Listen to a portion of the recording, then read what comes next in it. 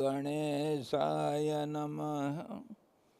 ॐ यतः सर्वाणि भूतानि प्रतिभान्ति स्थितानि च यत्रैव सममयान्ति तस्मै सत्यात्मने नमः। ज्ञाता ज्ञानं तथा ज्ञेयं द्रष्टा दर्शनदेशभुः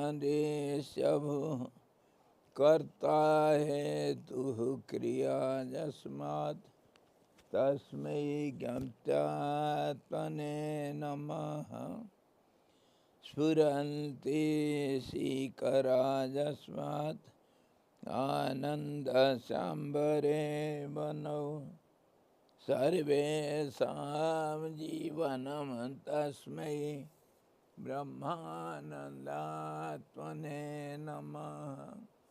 ब्रह्मानन्दात्मने नमः।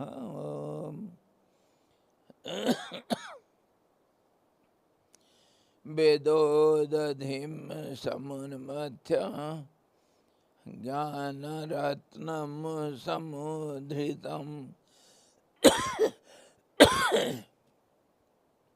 येन तस्मै वसिष्ठाय गुरुणां गुरवे नमः।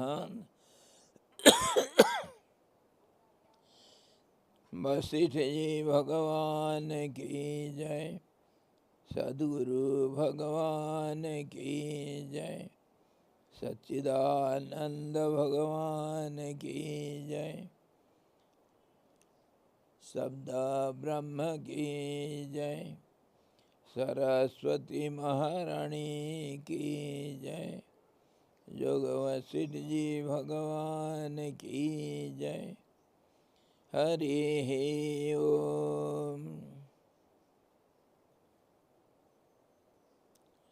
हम योग वशिष्ठ का निर्वाण प्रकरण उत्तरार्ध जो 120वां अध्याय का आज देखेंगे।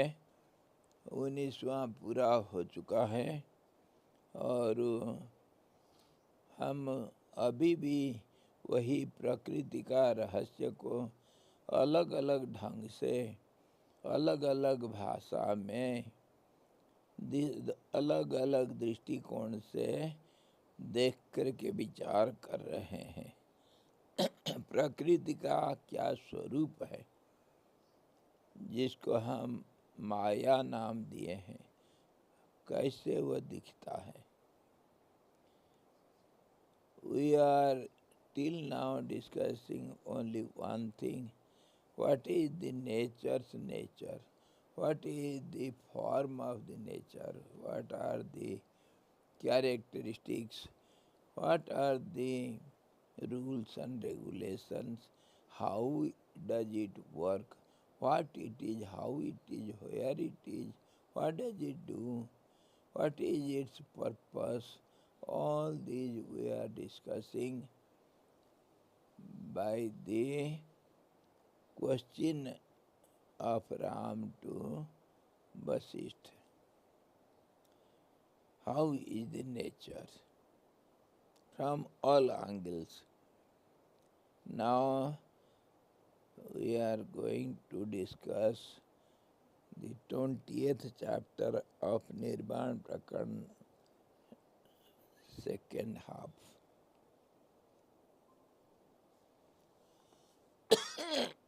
In this chapter we shall see वायु, वृक्ष, भ्रमर, वनराजी और देवांगना, समुद्र की लहर और सुवर्णचूड़ पक्षी आदि का वर्णन।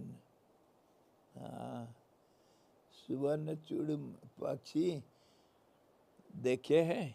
सुवर्णचूड़ पक्षी उसी को हमारे उधर उड़ीसा में कहते हैं हल्दी वसंत। हाँ, सुवर्णचूड़ उड़ीसा में देखा गया, मैं और कहीं नहीं देखा। एक छोटी सी चिड़िया, पूरा शरीर उसका पीला और सिर में चोटी भी है। और जब बसंत ऋतु आता है कहाँ से वो दिख जाता है पता नहीं। अब बसंत ऋतु के बाद वो कहीं गायब हो जाते हैं। कहाँ से आते हैं, कहाँ जाते हैं, क्या करते हैं, नोबडी नोज। हाँ,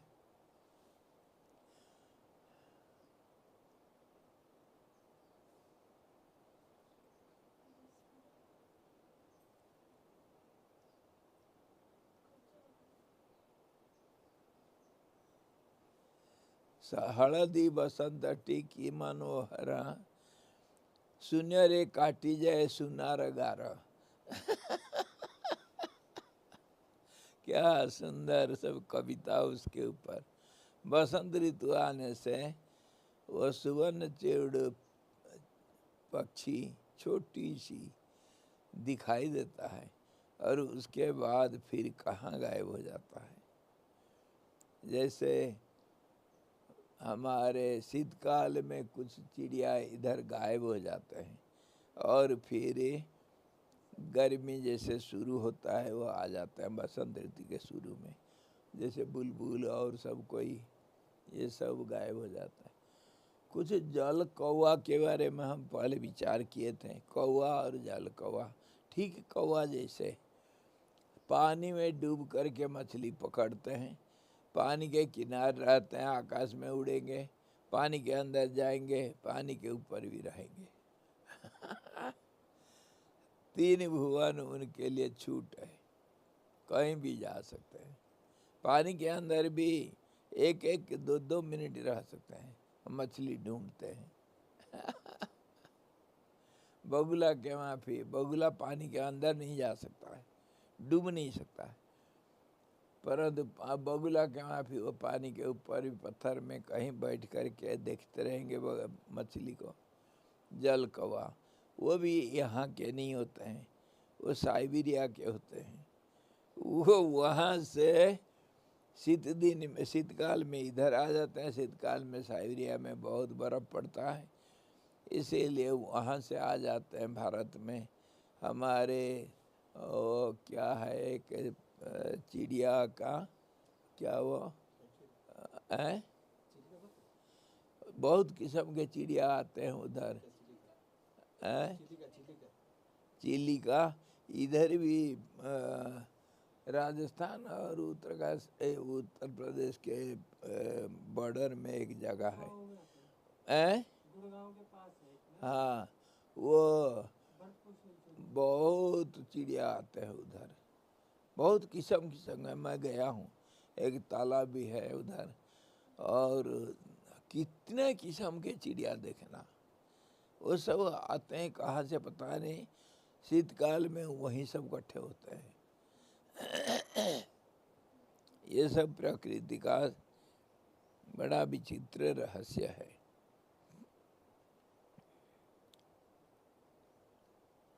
बाढ़ सेंचुरी, बाढ़ सेंचुरी। तो आज देखो हम ये बसंत ऋतु में क्या क्या होता है, देखो बसंत का स्वागत करें।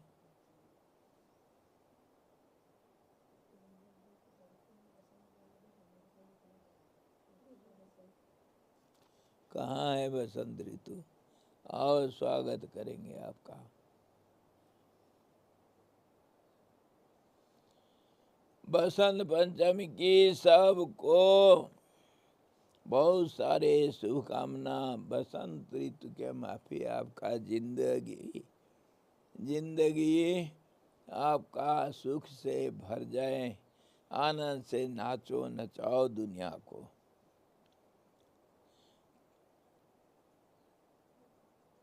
ऋषि मुनि देवताओं का आशीर्वाद रूपी पुष्प वृष्टि सबके ऊपर होते रहे।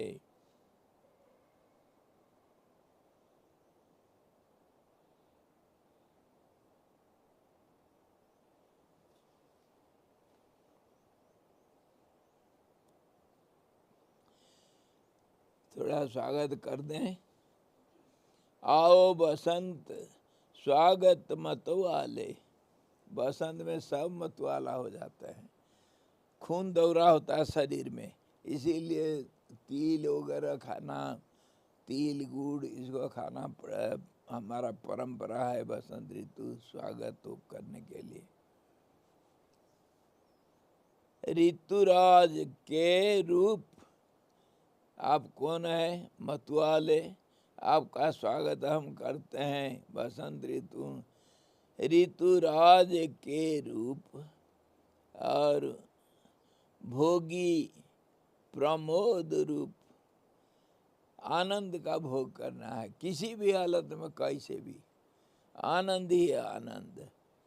भोगी प्रमोद रूप, आनंद रूप, और आनंद साम्राज्य भूप, आनंद का साम्राज्य जो है उसी का राजा हो तुम। मेरे दिल वाले आओ बसंत स्वागत मत वाले। मेरे दिल वाले, हमेशा नाचो नचाओ, खेलो खिलाओ, हंसो हंसाओ, ये फॉर्मूला है। बिताड़ित शिशिर, हमारे जो दुश्मन ठंडी ठंड सबके लिए बड़ा परेशान ला देता है, बूढ़ा बूढ़ियों को तो सबसे ज्यादा। और वो दुश्मन को तुम भगा देने वाले। बिताड़ित शिशिर मंद मलय समीर, मंद मलय ठंडा ठंडा हवा वो आ रहा है, मलय पर्वत से खुशबू भरा हुआ। आरोही रथ सुंदर, अच्छा मंद मलय समीर आरोही रथ सुंदर, वो मंद मलय जो समीर है वही तुम्हारा रथ है, उसी में चढ़ करके तुम आ रहे हो। आओ बिहरने वाले, उस रथ में बैठ करके तुम दुनिया का भ्रमण करते हो, जहाँ जाते हो वहीं आनंद ही आनंद। तो तुम्हारा स्वागत, आओ बसंत स्वागत मत वाले। पंचभूत उल्लास, पंचभूत में उल्लास छा जाता है, आनंद छा जाता है। सुमन सुमन बेसकारी, अच्छे दिल से फूल रूपी बेस को तुम धारण करने वाले। आनंद रस बरसाने वाले, जहाँ देखो आनंद ही आनंद। आनंद रस बरसाने वाले, आओ बसंत स्वागत मत वाले। नव पल्लव बसन, तुम्हारे कपड़े क्या पहन रखे हो? तुम्हारे रथ तो मलय पवन है, और तुम्हारे कपड़ा है नए कोम्पले, सब नए नए कोम्पले, रंग रंगीले, लाल पीले, क्या सुंदर कपड़े पहन रखे हो। नए कप जो नए पत्ते कोम्पले, यही है तुम्हारे कपड़े। और उत्फुल्ल फूल बदन, खिला हुआ फूल तुम्हारे मुंह है। ऋतुमती धरा बक्ष चुम्बन मत वाले। ऋतुमती, ऋतु अवस्था जब आता है स्त्रियों का, तो उसके बाद बड़ा सुंदर दिखते हैं। तो धरा का भी ऋतु समय आ गया और वो चला गया, तो धरा कितनी सुंदर दिख रहा है। ऋतुमती धरा का वक्ष को चुम्बन करने वाले आप, आ जाओ, आओ बसंत मत वाले। मधुमत मधुप, लता बेष्टित बिटप जल केलिरत द्वीप नचा देने वाले। तुम आओगे तो किस किस को आनंद दे करके कैसे नचाते हो? मधुमत्त मधुप, जो भौरे और जो मधुमक्खी, इनको तुम खूब नचाते हो आनंद से। मधु पी करके वो मतवाले हो जाते हैं। मधुमत्त मधुप लता बेष्टित बिटप। और देखो ये पेड़ों को, वो अपने पत्नी लताओं को कैसे अंग में लपेट देते हैं और नए नए कोंपले आ जाते हैं, कितने सुंदर खिल जाता है फूल। लता बेष्टित बिटप और जल केलिरत द्वीप। द्वीप हाथी को कहते हैं, 2 बार पीता है वो, इसलिए द्वीप। एक तो सूंड में लेगा, फिर उसको मुंह में पिएगा, इसीलिए उसको द्वीप कहते हैं। हाथी का नाम करी, हाथ है इसीलिए कर है, इसलिए करी। हाथी का नाम द्वीप भी, और भी ऐसा ऐसा नाम है जो है। क्या?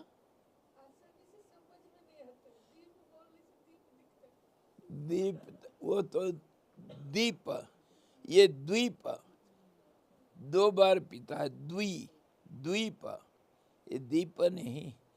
और दीप तो उसको भी कहते हैं, पानी के अंदर जो टापू को भी। जल केलिरत द्वीप। ये हाथी लोग क्या करते हैं, पानी में जाकर के खूब मस्ती करते हैं। इनको तुम नचा देने वाले बसंत आओ मतवाले। रग रग में तरंग, जहाँ देखो उसमें नया रस का उमंग भरा हुआ है। रग रग में तरंग, अंग अंग में उमंग। सब जगह पर उमंग उत्साह भरा हुआ, अंग अंग में उमंग। कुसुम कुल में रंग, फूलों में रंग भरने वाले। रग रग में तरंग भरने वाले, अंग अंग में उमंग भरने वाले। कुसुम कुल में रंग भरने वाले, रंग समा देने वाले। आओ बसंत स्वागत मतवाले। तब सखी शारदा, शारदा कौन? ये जो हमारे कल हम जो पूजा किए सरस्वती माँ का नाम शारदा, और ये जो कल श्री पंचमी किए उसको बसंत पंचमी कहते हैं, सरस्वती पूजा कहते हैं। कल से समझो बसंत का स्वागत हुआ, बसंत आ जाता है, इसीलिए कहते हैं बसंत पंचमी। और ये शारदा जो है बस सरस्वती, सरस्वती का नाम है चोदयत्री। एक चेष्टा प्रदान करती है, वह रग रग में चंचलता पैदा कर देती है। उसी का नाम ऊर्जा, महामाया। वो हर चीज में एक एक चंचलता पैदा करती है। तो वो चंचलता देने वाली सरस्वती, सरस्वती जिसका नाम शारदा, जो बसंत का सखी, क्योंकि बसंत का भी काम वही है। बसंत सबके शरीर में आनंद भर देता है। आनंद आ जाने से आदमी चुप नहीं रहता है, नाचता है, इसीलिए उमंग भर जाता है। तो वो कह रहे हैं तब सखी शारदा, तुम्हारे दोस्त है, गर्लफ्रेंड बसंत राजा है, उसका सखी है कौन? सरस्वती, बसंत बसंत शारदा, बीणा नाद से सदा जीवन गीत में राग भर देने जमा देने वाले, जीवन गीत में सबके जीवन में आनंद भर देने वाले शारदा, और तुम्हारे सखी उसके साथ तुम आओ। आओ बसंत, स्वागत मत वाले, रंग बिरंगी होली, तभी तो होली खेलते हैं। रंग बिरंगी होली, जन मन दिवाली, और आनंद बेहाल धारा बहा देने वाले। आओ बसंत, स्वागत मत वाले।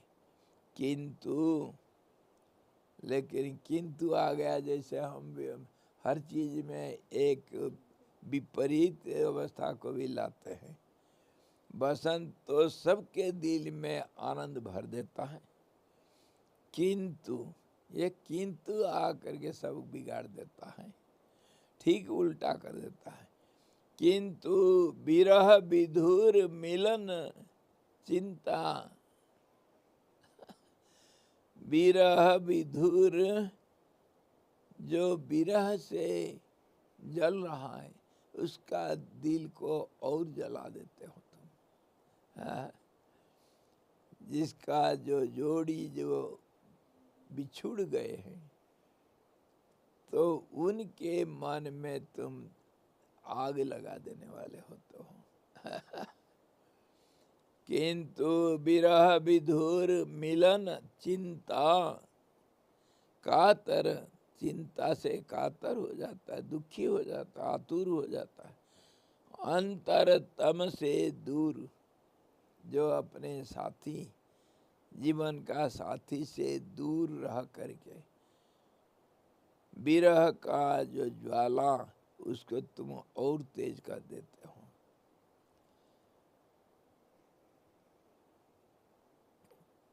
चिंता कातर अंतर तम से दूर, तरसाने वाले, उसको तरसाते हो तुम। सबको आनंद देते हो लेकिन एक को दुख दे देते हो। बिहरन वाले, रस बरसाने वाले, नचा देने वाले, सर लहराने वाले, समा देने वाले, राग जमा देने वाले, बहा देने वाले, किंतु तरसाने वाले, मेरे दिल वाले, आओ बसंत, स्वागत मत वाले। हमेशा हर चीज में दोनों तरफ को देखना चाहिए, positive negative, both are together everywhere. This spring from yesterday. Yesterday Saraswati, we worshipped Saraswati. This day is known as Saraswati Panchami, the fifth day of bright half of the moon. So it is fifth day, not only Saraswati fifth day, Basant Saraswati Panchami, Sri Panchami, Sri मतलब धन भी, आनंद भी, और Basant Panchami also spring starts from yesterday. So it is known as the fifth day of spring, Basant Panchami. So, spring comes to the earth and gives pleasure to each and everybody, every being. Everybody is full of joy and amusement. Everybody starts amusing because this is the time of new blood circulation, in the human beings, in other beings, and in the plants also, in plant life also. Everywhere, everything is, everything starts with newness. Everything starts new and becomes glad. Everybody jumps with joy, but only one who is away from his heart, hearty friend, he in he gets he merges in utter worries and remembrance of his friend. So only one thing, in spring he is not happy who is away from his hearty friend. Otherwise everybody is happy. This is how, this is the nature. Nature is always with opposites. So this chapter we shall see other points in the nature. The air, the plant life, and the insect life, and the water life, all these we shall see here, discuss here, the parts of nature. सहचर ने कहा, हे कमल नेत्र, इस तरह का जो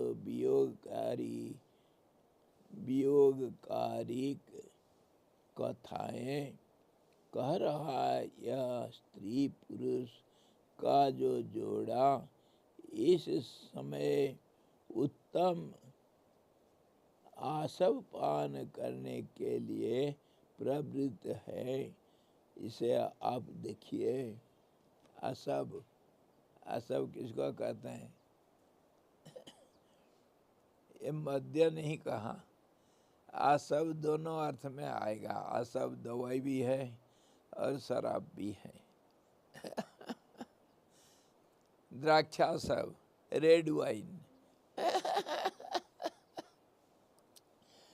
और जितनी आसव है, हमारे कंजीवी वो भी आसव है, और उसको पीने से बड़ा मजा आता है, नींद आती है।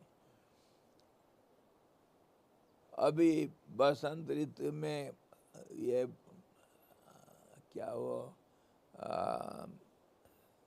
आम के फूल खिलेंगे, बौर आएंगे, तो उस समय छोटे छोटे आम लग जाते हैं। वो आम का डंठल को तोड़ने से जो रस निकलता बड़ा खतरनाक होता है। कहीं शरीर में लगेगा तो वो घाव कर देता है, बड़ा जहरीला होता है।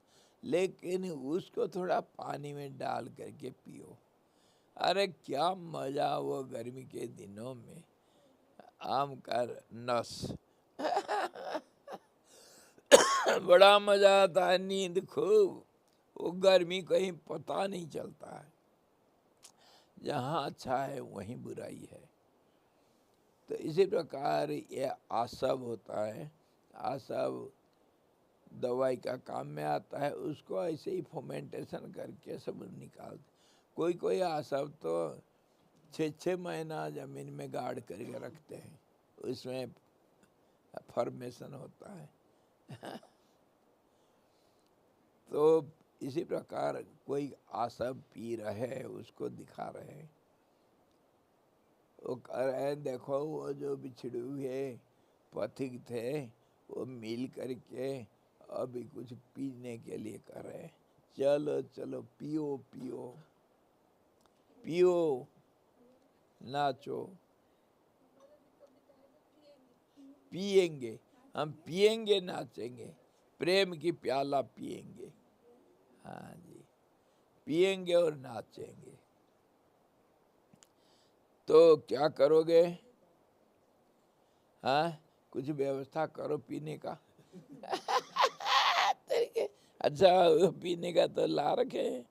पियो पियो हो, अंदर वाले थोड़ा ले आओ, आ सब की प्याला। पियो पियो और गले मिलाओ और नाचो नचाओ। बसंत आया है, कोई सहचर विविध वायुओं का वर्णन करता है। कदली इत्यादि से केले के गोफों के सुंदर गुच्छों को फुलाने में जो पांडित तथा फूलों के परागों से विभूषित ये अनेक प्रकार के वायु बहते हैं। केला के फूल एक विचित्र फूल है वो। और ये जो हमारे क्या वो फायरबॉल भी, फायरबॉल कोई फूल नहीं है, वो पत्ता ही है। लेकिन फूल जैसे दिखता है। और बैगनवेलिया वो भी फूल नहीं है, वो पत्ता ही है। उसमें एक कली निकलता है, उसको फूल मान लेते हैं, लेकिन रंग रंगीले पत्ते। तो प्रकृति में भी भ्रम फैलाने वाले भी बहुत चीज़ें हैं। खुद तो भ्रमकारी है और उसके अंदर भी भ्रम। तो ये करें अनेक किस्म से फूल सब खिले हुए और उसके सुगंध को लेते हुए वायु बह रहा है। देखो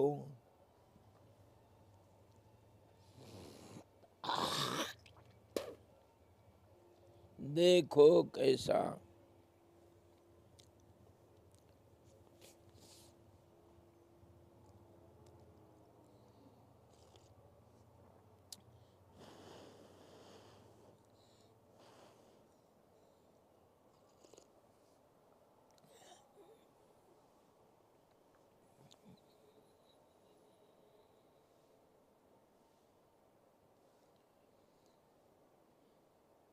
वनों से निकली हुई भांति भांति की सुगंधियों से हृष्ट पुष्ट ये जो श्वेत बिंदुओं का पान करने वाले तथा ललनाओं के इधर उधर बिखर हुए कुंतलों को मुंह की ओर लटके केशों को नचाने वाले वायु बहते हैं। देखो ये हवा चल रहा है तो क्या हो रहा है? ललनाओं के बालों को मुंह के सामने ला करके कैसा। वो कल आई थी, कल आई थी शायद, कल परसों आई वो अंजलि, बाल सुखाने के लिए वो उसके पास पूरा भूतनी बन करके बैठी है। तो वो सुंदर सुगंधमय हवा आ करके ललनाओं का जो केशों को देखो कैसा नचा रहे हैं। हाँ, कुछ पर्वतों के गुफा रूपी गृहों में बैठ करके घूमने में उद्योगी सिंहों की तरह चार समुद्र के वायु राक्षसों के से सुमेरु शिखर आक्रमण के उद्योगों से बहते हैं। देखो ये समुद्र से जो हवा आता है उसका कैसे वर्णना कर रहे हैं। मलय पर्वत से, जंगल से जो फूल खिला हुआ जंगलों से जो हवा आता है वो तो बड़ा सुगंधपूर्ण और आरामदायक। और जो समुद्र के ऊपर से जो हवा आ रहा है उसको वो कह रहा है, मान लो वो गुफाओं में छिपे हुए राक्षसों को भगाने के लिए ऐसा वायु आ करके उनको जैसे मान लो पहाड़ के चोटियों में भगा देगा, इसीलिए ये वायु बह रहा है।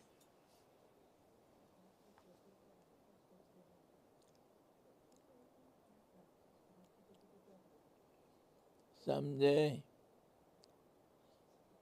ये सुमेरु के शिखर आक्रमण के उद्योग से बहते हैं, चलो इनको भगा देंगे। तमाल और ताड़ के पेड़ों में चंचल बच्चों की तरह क्रीड़ा के झूलने से झुलाए गए जो जल तरंगों से उछल कर वृक्षाग्रों के कोमल पल्लवों पर आक्रमण करने वाले तथा नाच रही नवीन लताओं से निकली हुई पुष्प धूलियों से धूसर वायु उद्यान में राजाओं की तरह मंद गति से चलते हैं। बताओ, वायु का वर्णन हो रहा है। वो वायु कैसे है?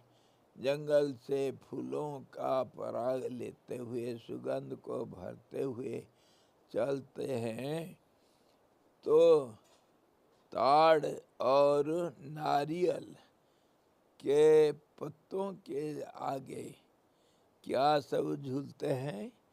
वो तुतली, छोटे छोटे चिड़िया, वो अपना मकान बनाते हैं और वो पत्ता हवा में झूलता है, उसको झुलाते हुए क्या सुंदर कुछ नहीं छोड़ा वो, उसको झुलाते हुए ये वायु कितना सुंदर नाचते नाचते चल रहा है। देखो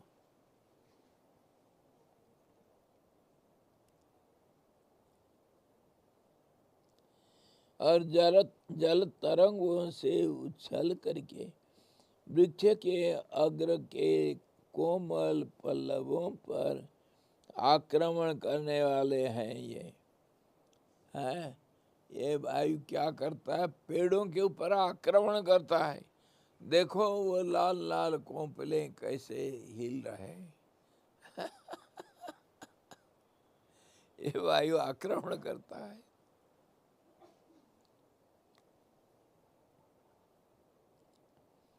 नवीन लताओं से निकली हुई पुष्प धूलियों से धूसर वायु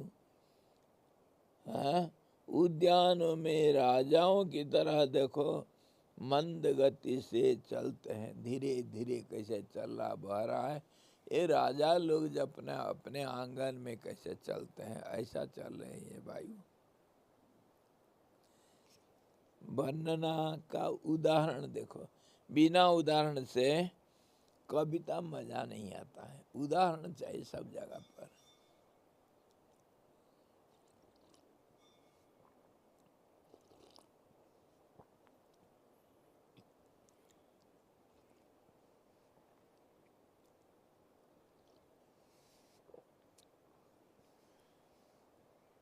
We are just discussing the beauties of the nature in spring and all kinds, the wind, all the trees, the new leaves, colorful new leaves, the wind, slow and cool breeze, and how it makes everything dance, and how it goes on, how it walks like a king in its courtyard, how the king walks slowly, gravely, slow, cold breeze.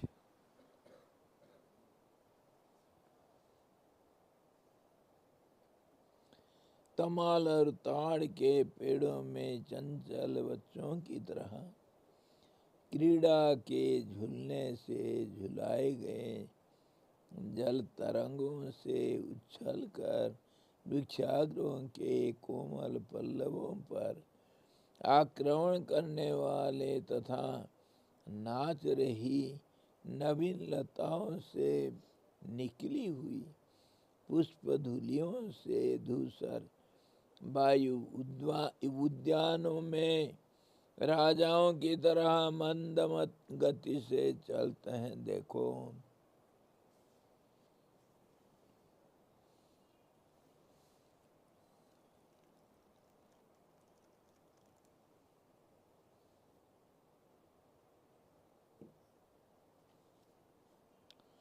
बांसों के one में विश्राम लेता हुआ यह one वायु हस्तिनापुर की नारियों से सीख लाया गया हुआ मीठा गाना गाने के लिए तैयार हुआ है। हस्तिनापुर के नारियों से सीख लाया गया। क्यों भाई? हस्तिनापुर दिल्ली को कहते हैं, जहाँ पांडव कौरवों का राजा इंद्रप्रस्थ और हस्तिनापुर दोनों। अभी दिल्ली में भी एक जगह है इंद्रप्रस्थ ना, अभी भी है। नया बनाया है, नाम रखे हैं। नाम इंद्रप्रस्थ पहले से है उस एरिया का। हाँ, बहुत पुराना, बहुत पुराना जी। दिल्ली को कहते हैं हस्तिनापुर और इंद्रप्रस्थ। पहले इंद्रप्रस्थ में ये हस्तिनापुर में राजा था। ये तो कौन राजा तो धृतराष्ट्र था। जंगल से जब आए 5 भाई, पांडु मर गया तो कुछ दिन रह करके फिर आए तो युवराज था दुर्योधन। इनको कहा ये जंगली जानवर कौन आए हैं, इनको कुछ नहीं, चले जाओ, भाग जाओ। तब फिर बड़ा झगड़ा हुआ, न्याय हुआ, तो फिर उनको तुम युवराज, तो युधिष्ठिर तो बड़े थे, वो युवराज होना था, उसका भी परीक्षा भी हुआ। युवराज युधिष्ठिर पास कर गए। क्या परीक्षा हुआ? और परीक्षा कैसा, देखो, महाभारत शुरू हो जाने से ये फीका पड़ जाता है। वो हुआ ऐसा, वो 5 भाई आ गए जब, और कुछ दिन रहे, ये तो वंश तो एक ही है भाई, तुम कैसा मना कर सकते हो। लेकिन दुर्योधन नहीं मानता है ये हमारा भाई है करके। ये जंगल से कोई आए है, क्या प्रमाण है? क्या पांडु तो मर गए हैं? तो फिर भी सब धृतराष्ट्र और ये अपना कौन भीष्म पितामह, द्रोणाचार्य वगैरह ये सब हैं, सब कहने नहीं, इनको इधर स्थान देना, ये तो चाचा पांडु के लड़के हैं। वही राजा था। धृतराष्ट्र तो खाली नाम के लिए ये तो काम के तो पंडु तो राजा था, ये राजपुत्र हैं। अच्छा, तो परीक्षा हुआ तो कौन राजकुमार बनेगा, युवराज कौन बनेगा? दुर्योधन और युधिष्ठिर में हुआ। 4 बदमाशों को ला करके खड़ा कर दिए राजसभा के बीच में। एक था ब्राह्मण, एक क्षत्रिय, एक वैश्य, एक शूद्र, चारों जात के 4 जवान जो कुछ गलती किए हैं। गलती किया, कोई चोरी किया, कोई डाका मारा, कोई लड़ाई किया, कोई मर्डर किया, ऐसे ही सब बड़ा भयंकर दोष करके आए हैं। उनको ला करके सामने खड़ा कर दिए। तो पहले दुर्योधन को दिया गया, ये चारों सामने है, इन चारों को क्या दंड दिया जाएगा? युवराज है, कल राजा बनेंगे, दंड देना पड़ेगा दोषियों को। क्या दंड दोगे बताओ? दुर्योधन ने कहा, ये चारों के चारों तुम क्या किया रे? वो सब अपने अपने गलती बताए। ठीक है, ये चारों को लेकर के जेल में ठोक दो, कारागार में बंद कर दो, जाओ। तो फिर सब ताली मार दिए, बहुत बढ़िया, बहुत बढ़िया। हाँ, कितना सम दृष्टि देखो, सबको जेल में ठोक दो, समदृष्टि। अच्छा, तो फिर युधिष्ठिर को बुलाया गया। युधिष्ठिर, तुम इन लोगों को क्या क्या दंड दोगे, क्या दंड दोगे? तो युधिष्ठिर पहले पूछा दोषियों, तुम्हारे अपने सारा डाटा, आधार कार्ड और पैन कार्ड और आईडी सब लाओ, तुम कौन हो और किस परिस्थिति में ये गलती किया है? तो सब अपना अपना परिस्थिति, अपना अपना परिचय दिए। एक था ब्राह्मण और वो कहीं से चोरी किया, और कोई एक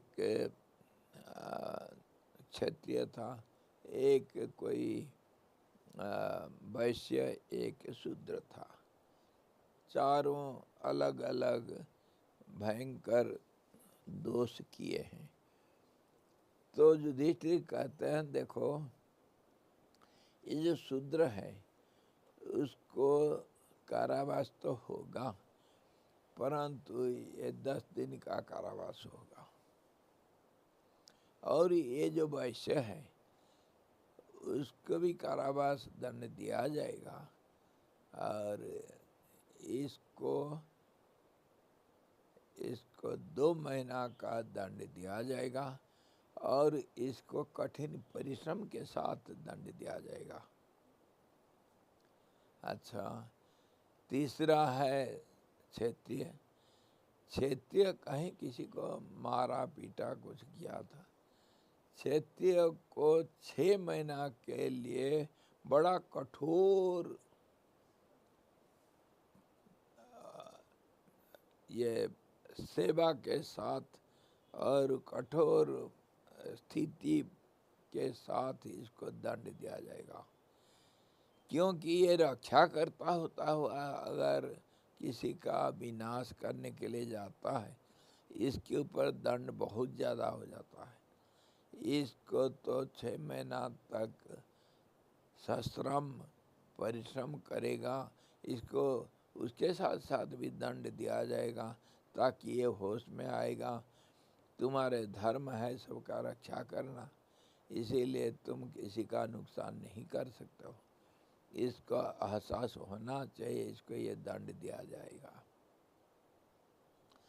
आखिर आया ब्राह्मण, कहीं चोरी डकैत किया था, ये सबका गुरु है, सबको शिक्षा देने वाला है।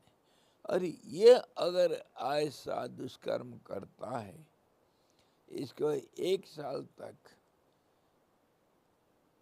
भयंकर दंड के साथ कारावास होगा। कैसे? इनको खाने पीना भी बंद कर दिया जाएगा, और कभी कभी और नाना प्रकार का इसको यंत्रणा दिया जाएगा। परिश्रम भी करना पड़ेगा, सेवा भी करना पड़ेगा, और उधर भी दूसरे जो दोषियों को पढ़ाना इत्यादि ये काम भी करेगा।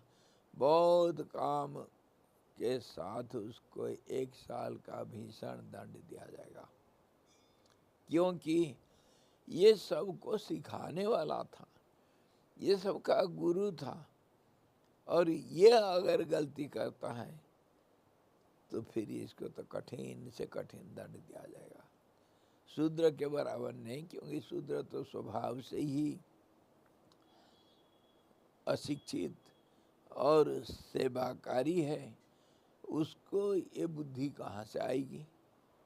कुल गुण के हिसाब से वो स्वाभाविक गलती करेगा ही, और थोड़ा बहुत गलती कर दिया तो उसको ज़्यादा दंड नहीं मिलेगा।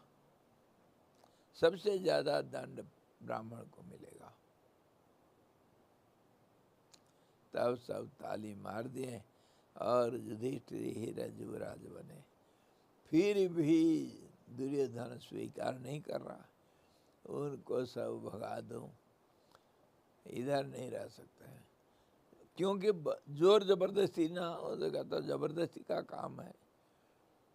तो फिर सब किए। वो इंद्रप्रस्थ नाम का एक जगह, जहाँ कभी बारिश नहीं हुआ है, जैसे हमारा यहाँ 3 महीना से बारिश नहीं हुआ था, तो वो जंगल रूखा सूखा पहाड़ी एरिया, उसको दिया गया, जाओ तुम 5 भाई उधर ही रहो। इतना जमीन तुमको दिया गया, कोई बात नहीं, उतने ही सही। तब फिर उधर जा कर के ये 5 भाई बहुत परिश्रम करके हरा भरा बना दिए सब। और भगवान कृष्ण तो साथ आए, तो फिर बारिश उरिश हुआ, सुंदर वन उपवन से सुशोभित हुआ स्थान इंद्रप्रस्थ हस्तिनापुर को मात दिया। सब चीज में बहुत सुंदर बन गया। आसपास थे, दूर नहीं, एक ही जगह है इंद्रप्रस्थ। तो इसी प्रकार सब है। ये वायु जो है, ये बांस के जंगल में घुस गया। ये घुस करके क्या कर रहा है? बांसों के वन में विश्राम लेता हुआ यह वन वायु जंगली हवा हस्तिनापुर की नारियों से सीख लाया गया हुआ सा मीठा गाना गाने के लिए तैयार हुआ है। क्यों? ये जब गाना क्यों गाएगा ये? क्योंकि जंगल में जो बांस के जंगल होते हैं, उधर जो आवाज़ आता है दूसरे जंगल का आवाज़ से अलग होता है। बांस कहीं टूट फूट के गिरते हैं, उसमें जब हवा घुसता है तो सुंदर आवाज़ आता है। जैसे बांसुरी में हम हवा भरते हैं, क्या सुंदर राग रागिणी सब निकलते हैं। तो ऐसे ही बांस के जंगल में जो हवा चलता है, उसका आवाज़ दूसरा ढंग का होता है, साधारण जंगल का हवा के वाफी नहीं। इसीलिए कहा वो गाना सीख कर के आया है हस्तिनापुर नारियों से। और इधर बांस के जंगल में गाना गाने के लिए घुस गया है। हे भगवान, धन्य है कभी।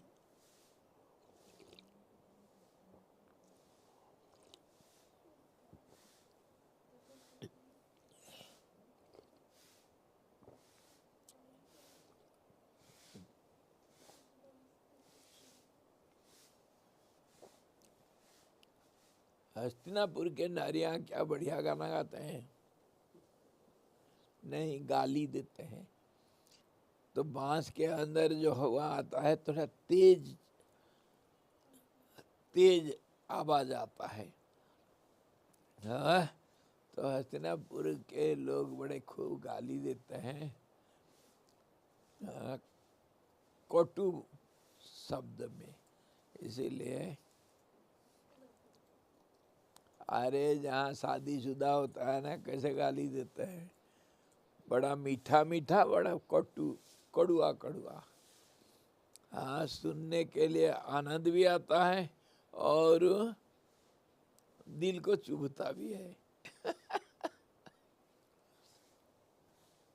मजा क्या गाली।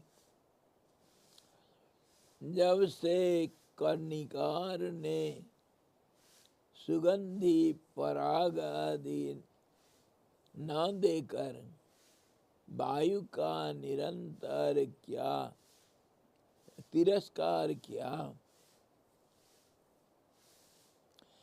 तभी से भ्रमर भी इसका कर्णिकार का दूर से त्याग करते हैं, इसके समीप नहीं जाते हैं। कर्णिकार, कर्णिकार कौन है? कर्णिकार फूल देखो, है कनियर। हाँ, कर्णिकार ये कनियर होता है ना, अलग अलग, पीला, लाल, और दूसरा कर्णिकार जो वो क्या उसको दूसरा कहते हैं, जो क्या नाम है भूल रहा हूँ, करवीर, करवीर, हाँ, उसको भी कर्णिकार जात का है। तो होता है क्या, कर्णिकार जो कनियर का फूल है उसमें शहद बहुत रहता है, लेकिन वो डंठल के अंदर रहता है, उसको मधुमक्खी भौरे नहीं पी सकते हैं, वो ऊपर नहीं रहता है, इसीलिए उसके पास कोई नहीं जाते हैं। उनके जो केसर वगैरह कुछ नहीं होता है, इस और उसको डंठल के नीचे वो शहद रहता है। फूलों में तो शहद रहेगा, लेकिन एक फूल है जिसमें बिल्कुल शहद नहीं रहता है, वो पलाश का फूल है, किंसुक बोलते हैं संस्कृत में। किंसुको इव निर्गुणाः, जिसके अंदर कोई गुण नहीं है उसको पलाश का फूल का उदाहरण देते हैं। बड़ा सुंदर देखने के लिए, बड़ा निष्ठुर, इसके अंदर कोई गुण कुछ नहीं है।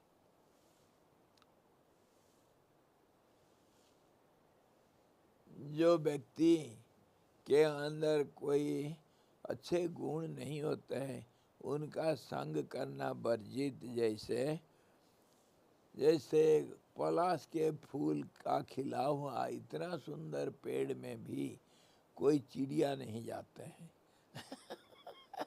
क्योंकि ना उसमें कोई सुगंध, ना उसमें कोई, वो फूल ऐसा होता है स्पर्श करने के लिए भी अच्छा नहीं रहता है, हाथ के लिए भी अच्छा नहीं लगता है, बहुत बारीक ये होता है, धूल जैसे, इसीलिए उसको कोई पसंद नहीं करते हैं। तो इसी प्रकार ये कहते हैं कनियर के फूल जो है उसमें शहद तो है भरा हुआ, लेकिन उस शहद को कोई भौरे और मक्खी मधुमक्खी नहीं पी सकते हैं। ऊपर होने से तब तो लेंगे, वो तो अंदर रखा हुआ है, इसीलिए नहीं ले सकते। और पानी में होता तो उसको हंस वगैरह ले लेते, लेकिन वो भी नहीं, पेड़ के ऊपर है, इसीलिए वो शहद किसी काम का नहीं। पर हाँ काम का है, कौन कहता नहीं है काम का। कैसे काम का है? अरे बचपन में हम कितने पिए हैं उसका। वो तोड़ो और पियो उस प्रसाद को और फेंको। चलो, उसमें थोड़ा अगर वो दूध रह जाता है तो वो कड़वा होता है, उसको नहीं, धीरे से तोड़ना। प्रसाद खूब मजा लो। जब से कनिकार ने सुगंधी पराग आदि न दे करके वायु का तिरस्कार किया, क्योंकि हवा उसको भी छू नहीं सकता है, इसीलिए सुगंध भी नहीं आता है। तभी से ये भ्रमर भी इसका कनिकार का दूर से त्याग करते हैं, इसके समीप नहीं जाते हैं। कहते हैं ये वायु का दोस्ती नहीं करता है, इसलिए हम भी नहीं दोस्ती करेंगे। हम भी नहीं करेंगे दोस्ती इसके साथ। जाओ, बायकट कर दिए भौरा लोग। ताल का पेड़ खंबे की तरह सीधा होता है, अतः उस पर कोई चढ़ नहीं सकता है, इसलिए वह किसी अर्थी को न फल देता है और न पल्लवी देता है। इनकी अति उन्नत भी आकृति अर्थीयों के अभिलाष की पूर्ति के बिना शोभा नहीं देता है। ये नेगेटिव डिस्क्रिप्शन सब चल रहा है।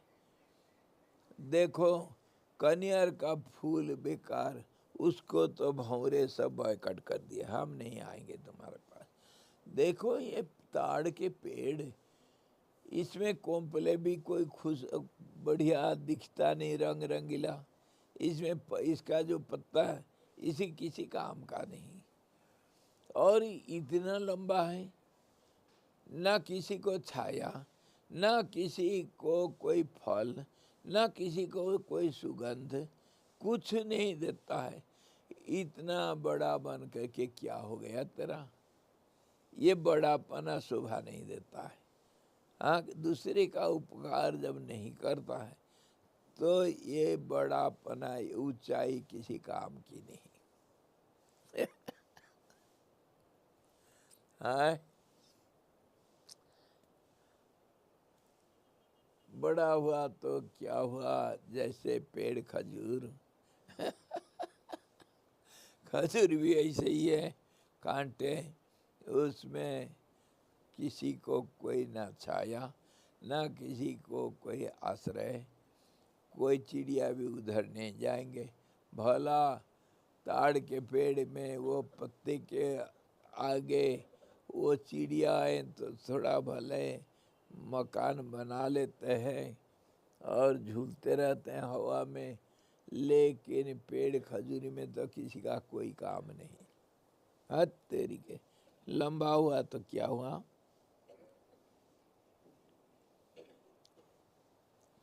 ऐसे ही जो पढ़े लिखे अथवा खूब धन कमाए हुए धनी लोग, अथवा कोई बलवान, खूब बल का संग्रह किया, बलवान बना, कुश्ती लड़ा, पहलवान बना, अथवा कोई बहुत बुद्धिमान, ऐसा व्यक्तियों का जब परोपकार रूपी गुण से अलंकृत नहीं किया गया, तब फिर इनका बड़ापना का कोई औचित्य नहीं है, और कोई किसी के किसी काम का नहीं होने से इसको कोई पसंद नहीं करते हैं।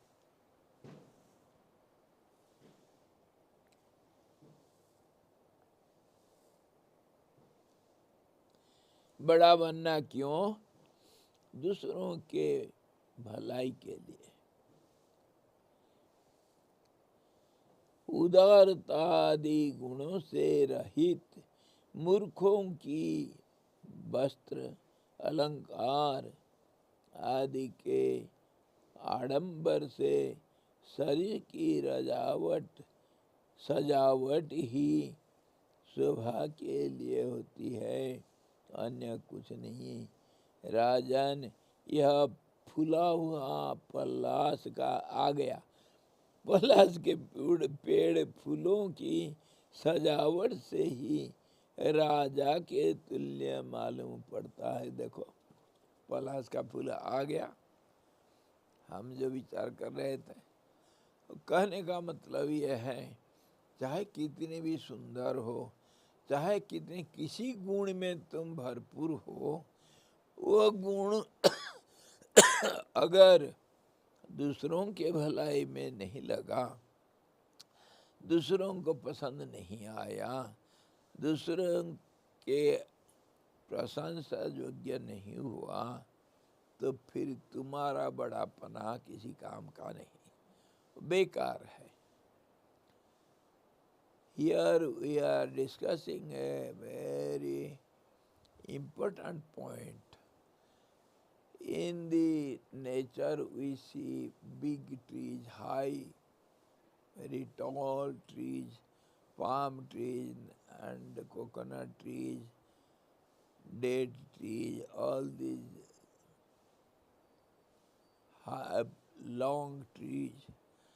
But they are long, never mind. We agree to their height. They are high in one sense, no doubt, but their height is good for nobody. Nobody likes it. It is useless height. Similarly, he is telling about some kinds of flowers. There is some flower we have here also. It is a beautiful flower, no doubt, and it contains some honey, no doubt, but honey is under the stem, so no black bees, no honey bees can accept it, nor the wind can touch it. So the wind also will not be influenced by the uh, by the uh, by the smell, nor by the honey. So though it has something, it is useless. Similarly, he shows the another flower also. It is very deep blood red, big flowers. It comes in bunches and flowers in the spring. It looks very beautiful from a distance. Whole area will be red, covered, some red carpet, like it looks beautiful from a distance. But no birds go there. It has no smell, nor any honey. No birds go there to that tree. So he says, though a person may be having something good in sense, something high in, great in some sense. That means, say one may be very strong wrestler or very great rich man, may be very learned person, may be very clever man, are very beautiful, physically beautiful.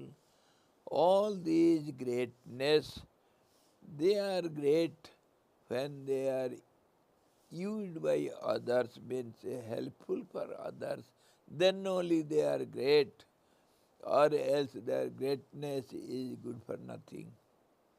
That greatness is not accepted. Similarly, in the nature, he is showing all these points to the king, the subordinates, and explaining their usefulness and uselessness, both way.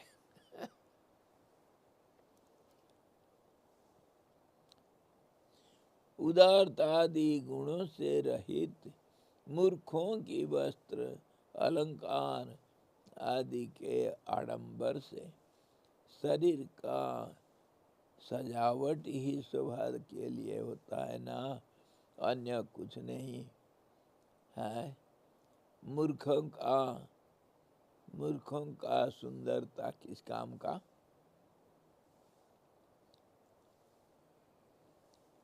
आओ यह सुगंधि रहित कर्णिकार विषाद रूप चित्त विकार का ही पात्र है।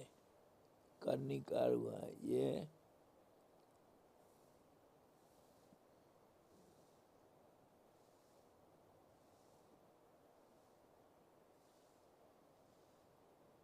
पलाश कहाँ गया भाई?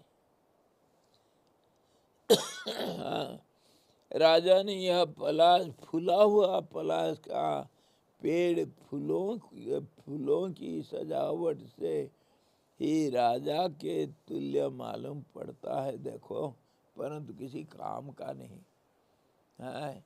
राजा बन गया, जब प्रजाओं का हित नहीं किया तब वह राजा किस काम का? पलाश फूल भी ऐसे ही।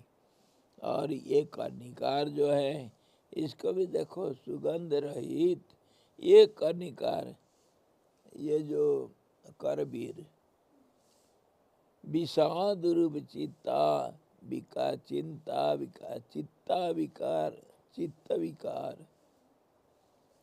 चित्त विकार के ही पात्र है। व्यर्थ ही हमने इसका आश्रय लिया है।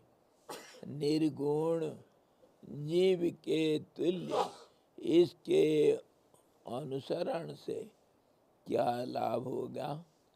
ये फूल लेकर के हम करेंगे क्या, जिसमें कोई सुगंध नहीं, कोई सौंदर्य नहीं? इसको हम लेकर के क्या करें? छोड़ दो इसको। ऐसे ही जैसे निर्गुण कोई व्यक्ति को कोई पसंद नहीं करता है। चंचल मंजरी राशि रूपी बिजली के संग से युक्त तथा काला तमाल वृक्ष चातक को व्यर्थ ही मेघ की भ्रांति कराता है। कहाँ पहुँच गया? वो कहता है तमाल बन, तमाल का जो पत्ते होते हैं बहुत गाढ़ गहरा हरापना होता है उसमें, इसीलिए वहाँ झाड़ियाँ जहाँ होते हैं दूर से काला दिखते हैं। तो वो चातक जो चिड़िया हमेशा बादल का, बारिश का पानी को पीता है और कुछ नहीं पीता है, वो चातक बंधु बादल को कहा गया। वो चातक को एक बूंद पानी कभी पिलाता है बारिश जब होता है। तो चातक बेचारा वो तमालवन को देख करके भूल गया, सोचा ये शायद बादल होगा और बारिश होने वाला है, नया काला बादल है। तो उसको समझ करके देखा, जा करके हताश हो गया, उसका आशा सब टूट गए। तमाल वन को देखता हुआ है, वो जो चातक व्यर्थ ही मेघ की भ्रांति कराता है, वो सबको ठगता है, ठगू। उसका रूप ही ठगू है। Some very deep green bushes which look like new clouds from a distance. Some birds who drink only the raindrops, not other water. There are some kinds of birds. They are duped by seeing that blackish dense bushes from a distance. Similarly, these people who cheat others by their existence itself, they are good for nothing. Its appearance, its color from a distance cheats the other, those who have some hope on it.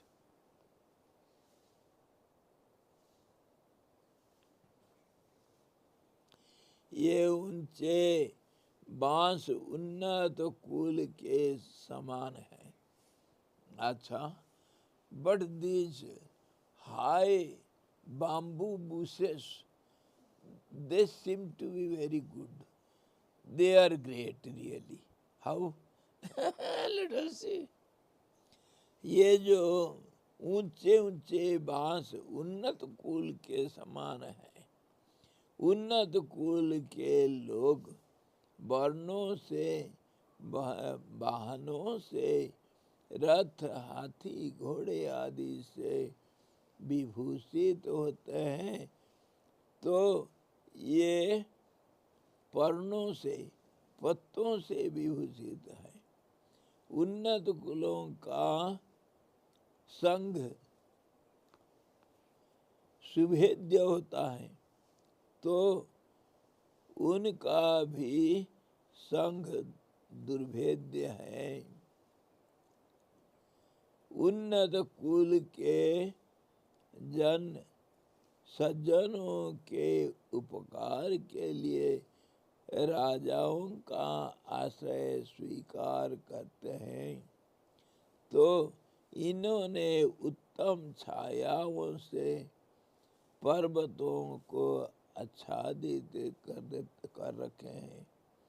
उन्नत कुल के जन सम्मान आदि महान गुणों के योग्य होते हैं, तो ये बांस धनुष अवस्था में प्रत्यंचार गुणों के योग्य हैं। यों इन बांसों की उन्नत कुलों के साथ पूर्ण रूपेण समानता है। ये बांस का जो जंगल है, ये बहुत सुंदर है, ये बहुत गुणवान है। कैसे? देखो, जो सज्जन लोगों के अंदर जो जो अच्छे गुण मिलता है, बांस में सब मिलता है। वो ऊंचे ऊंचे हैं, इसीलिए गुणवान लोग भी बड़े माने जाते हैं, समाज में बड़े आदमी हैं वो। अच्छा, वो दूसरों का भलाई करते हैं। बांस भी छाया से इतना घना छाया होता है बांस का, उसके अंदर, बांस के झाड़ियों के अंदर तो कभी कभी सूरज का किरण भी नहीं जाता है, तो वो घना छाया देता है। और जो सज्जन लोग होते हैं, उनके अंदर बहुत सद्गुण भरमार दिखाई पड़ता है। तो इनमें भी बांस के झाड़ियों में गुण है। कैसे? जब धनुष बन जाता है बांस, तब टंकार का गुण सब दिखा सुनता है, सब सब सब सुनते हैं इसका गुण को, गुण का टंकार देखो। इसीलिए और भी वो भूल गया बोलने के लिए। जैसे बंसी का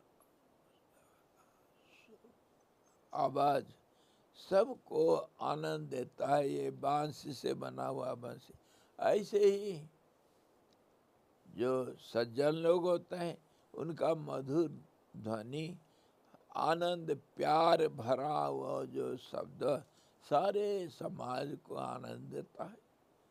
ये बांस भी ऐसे ही बांसुरी बन के सुंदर स्वर निकालता है, नहीं निकालना है बिल्कुल। और क्या क्या गुण देखो तो, अरे हमारे जो च्यवनप्राश उसमें बंसलोचन पड़ता है, ये दवाई के लिए भी बहुत काम में आता है भाई।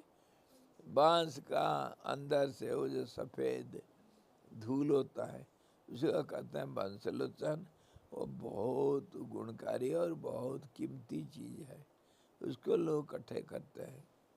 खास करके आसाम के जंगल में बहुत घना बांस का जंगल। और क्या होता है, ये बांस का घना जंगल में क्या होता है, नीचे बांस का नीचे जमीन के नीचे खोखला हो जाता है, उसमें बड़े बड़े सांप अजगर और कभी कभी भालू वगैरह जंगली जानवर भी उसके नीचे रहते हैं। ये दूसरों का आश्रय देने वाला है। जैसे सज्जन लोग अपने घर में सब लोगों को आश्रय भी नाम सोचे देते हैं, ऐसा ही ये भी बांस से ऐसा ही होता है। और क्या होता है बांस के झाड़ी में, और क्या होता है,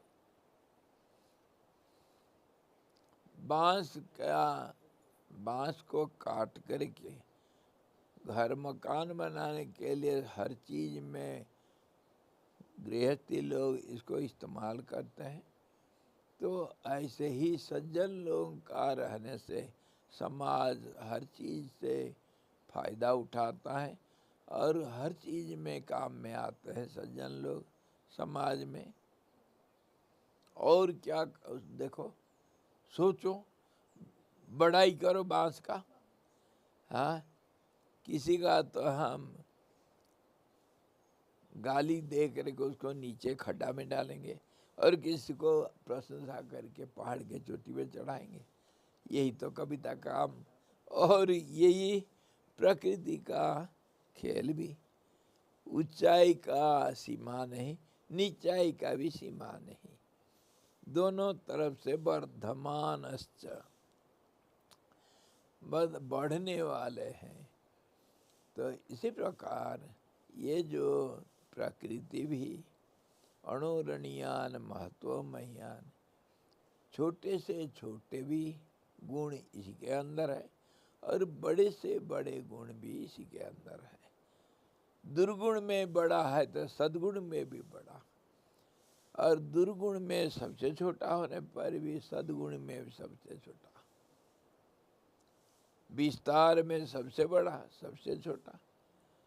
ऐसे ही ये प्रकृति भी ऐसे ही। क्यों प्रकृति क्यों ऐसा होगा, क्योंकि प्रकृति तो परमात्मा का एक प्रतिबिंब मात्र है। प्रतिबिंब, आपका मुंह में अगर तिलक लगा हुआ है सिर में, तो प्रतिबिंब में तिलक दिखेगा, हाँ, मुकुट नहीं दिखेगा। प्रतिबिंब तो आपका प्रतिरूप है, इसीलिए प्रतिबिंब नाम रखा गया। आपका रूप जैसे है वही दिखेगा वहाँ। इसलिए परमात्मा जैसे अनादि अनंत और अचिंत्य अदृश्य, वैसे ही प्रकृति अनादि अनंत सर्वसमर्थ अचिंत्य सर्वरूप प्रकृति भी ऐसे ही है। उसी का हम वर्णना कर रहे हैं। अब टाइम हो चुका है, कल आगे और भी देखेंगे। ये ऊंचे बांस का गुण हम देखें, ये उच्च कुल का बराबर करता है, पूर्ण रूप में समता दिखाता है। बांस जो है बढ़िया है, और ऊंचा होता हुआ भी ताड़ और नारियल के पेड़ वो किसी काम के नहीं। ऊंचाई बड़ापना नहीं है दिखाता है। ऊंचाई अगर सद्गुणों से युक्त है तब वो ऊंचाई बड़ापना काम का है। और प्रकृति में भी ऐसे देखा गया, सब समाज में भी ऐसे ही दिखा गया। बड़ापना दूसरों के भलाई से होता है। जैसे सुवर्णमय शिखर रूप आसन पर बैठने वाला, अतएव अग्नि में स्थित होने वाला वायु रूप व्याधि से युक्त और छोर वाला यह मेघ बिजली से पीले आकाश की क्षुब्ध करता है, वैसे ही सुवर्णमय शिखर के तुल्य आसन पर बैठने वाले सर्वश्रेष्ठ वातवाधी व्याधि से उद्भव से युक्त ये सन्निधि वाले उत्कृष्ट ऐश्वर्य संपन्न हरि चमचमा रहे बिजली के सदृश पीतांबर की धारण करते हैं, यह हरि और मेघ के समता दिखाते हैं। समता, पहले तो बढ़ाई देखें, फिर नीचाई, मतलब दुर्गुणों को देखें, वर्णना किए। पहले वसंत ऋतु का सब अच्छे अच्छे गुणों का वर्णना किए, उसके बाद उसके बदगुणों का वर्णन किए। फूल, पेड़, लता, मनुष्यों के साथ तुलना करके अच्छे गुण को दिखाए, दुर्गुणों को भी दिखाए। फिर कुछ समानता दिखाएंगे, दोनों में समता कैसे। दोनों में समता को दिखाते हुए वो पहाड़ के चोटी के ऊपर जो काले काले बादल है वो भगवान नारायण के बराबर है, समता दिखाएंगे। हैं? आपको ये जोगवशिष्ठ क्लास नहीं, ये कालिदास जी के क्लास है। क्यों? सब उदाहरण देना और कविता लिखना और गद्य ऐसे कुछ रचना करना, ये सब इसी से सीखना। समता, विषमता, अधिकता, कमी, ये सब समानता सब कैसे कैसे है इसको दिखाओ। ये हमारा जोगवशिष्ठ क्लास नहीं, ये क्या क्लास? एक कविता क्लास। प्रकृति वर्णना, प्रकृति वर्णना। और ये प्रकृति वर्णना में सारी दुनिया के सब चीज आ जाएगा, ये फालतू नहीं। यहाँ तक तो हम गणित भूगोल इतिहास भी ले आए, इसके अंदर विज्ञान भी लाए, क्या नहीं लाए, ज्योतिष भी लाए, क्या नहीं।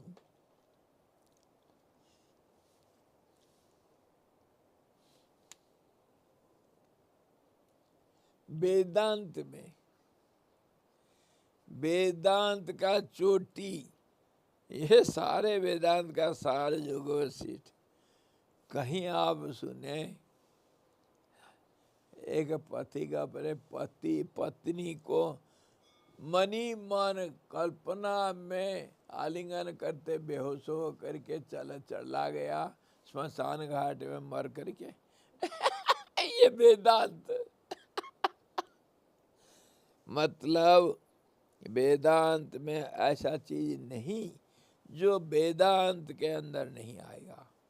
हम सोचते हैं हम वेदांती, वेदांती क्या सोचते हैं, बस वेदांत में ब्रह्म जीव जीव इसी का तुलना होता है, और ब्रह्म तो कालातीत गुणातीत निराकार निर्गुण, और दुनिया सब सगुण जो साकार रूपवान और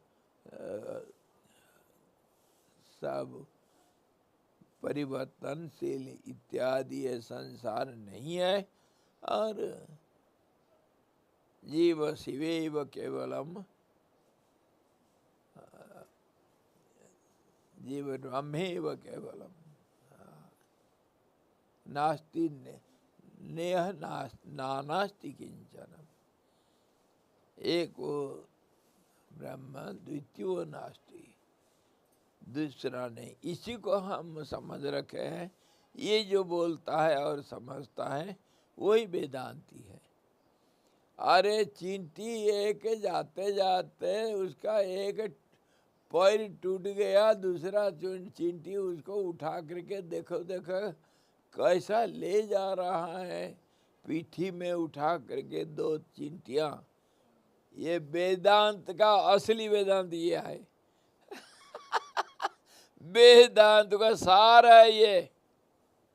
प्राण का संचालन देखो, प्राण का समता विषमता को देखो, और प्रकृति का रहस्य को देखो, और ये प्रकृति का रहस्य आया कहाँ से, इसका आधार को देखो, तब परमात्मा का स्वरूप तभी समझ में आएगा। कण कण में ब्रह्म है बोल देने से थोड़ी होगा, देख करके बताओ, तभी तुम्हारे समदृष्टि आएगी।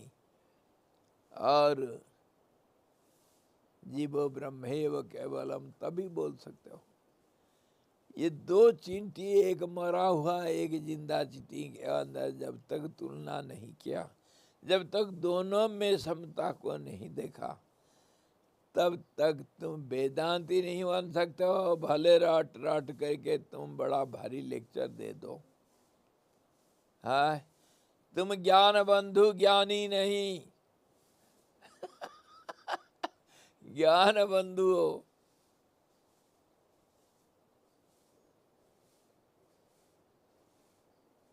ज्ञान बंधु किसको कहते हैं? जो मुंह में फड़फड़ाते हैं। जो शून्य वो मुंह से निकाल दिए, वही ज्ञान बंधु। दूसरों को ज्ञान बताई, पंडित जी भट्टा खाई। वही है ज्ञान बंधु। दूसरों को तो बोलते हैं आज अष्टमी तिथि है, आज भट्टा नहीं खाना, क्योंकि घरवाली बोल रखे आज भट्टा का सब्जी बनाना है। तो सारे गांव वाले भट्टा नहीं खाएंगे, सब ला करके पंडित जी को, पंडित जी का मालो माल। तो इसके ऊपर कहावत है, पंडित जी भट्टा खाई, दूसरों को ज्ञान बताई। हाँ जी, ये ज्ञान तुम्हारे तभी सार्थक होगा, बेकार तो नहीं, परंतु तभी सार्थक होगा जब प्रकृति का स्वरूप को तुम अच्छी तरह दिल से समझ पाओगे, तभी।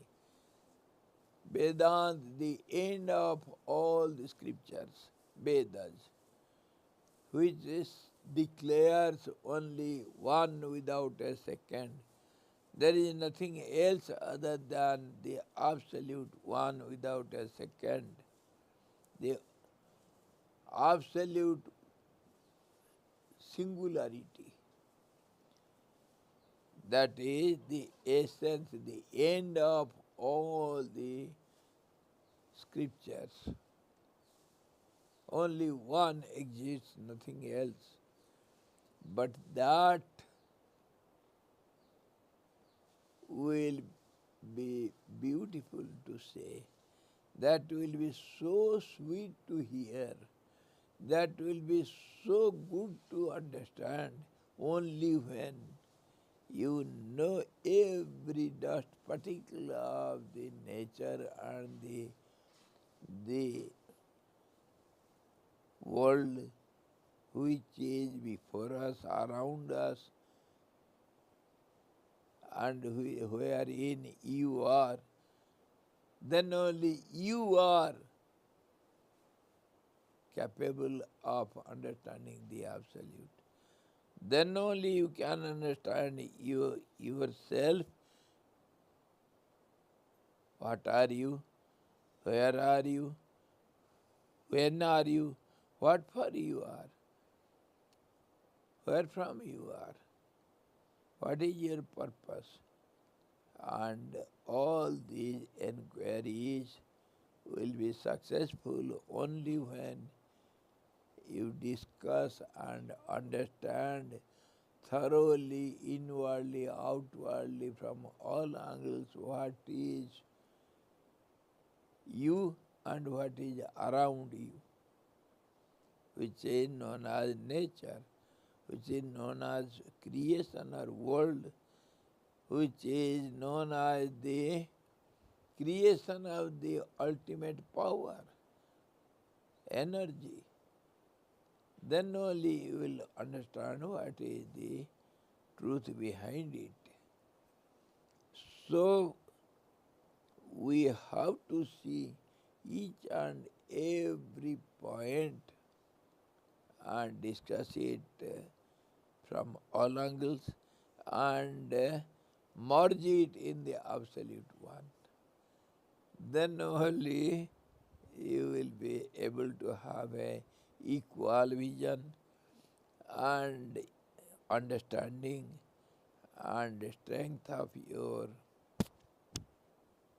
understanding power. Practically, you can see the one which pervades everywhere.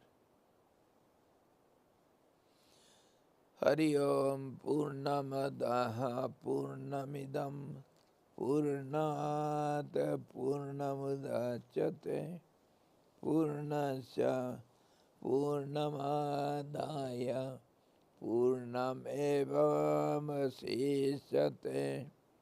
Om Shanti Shanti Shanti.